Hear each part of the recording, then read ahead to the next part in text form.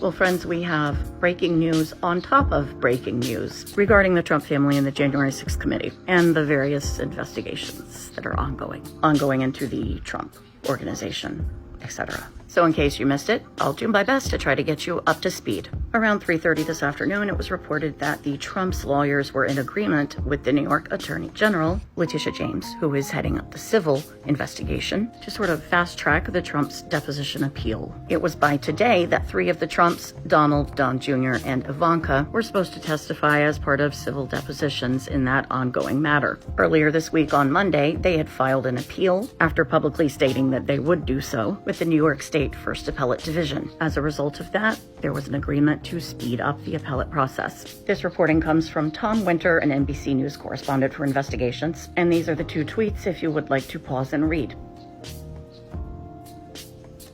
However, according to Tom Winter, speeding things up in the legal world is not the same as speeding up in regular life, and therefore it may be another month or 2 before we have a decision about whether they'll have to sit for the deposition at all.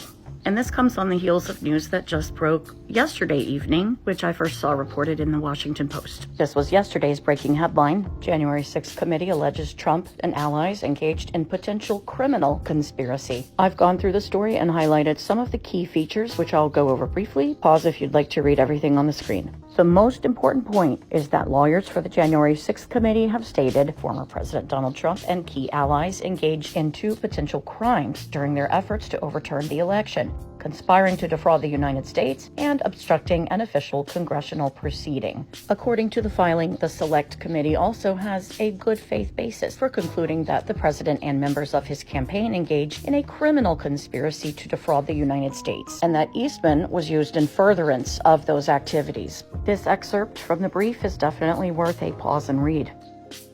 Pause and read. And finally, I can't stress the importance of this next part enough, but as I've said a few times before, this is a committee that is a fact-finding committee. As noted here, they have no authority to initiate any criminal proceedings. What they can do is present all of this evidence and recommendations to Attorney General Merrick Garland, and we are all hoping, praying, and waiting with bated breath that he does the right thing. However, as noted here, it does underscore the committee's aggressive approach and effort to hold Trump and his allies accountable for their actions before and on that day, a day that the committee is calling an assault on American democracy. On that, I hope we can all agree. And by the time I was done recording this, news just broke again that Don Jr.'s girlfriend, Kimberly Guilfoyle, has just been subpoenaed by the January 6th committee. The best is yet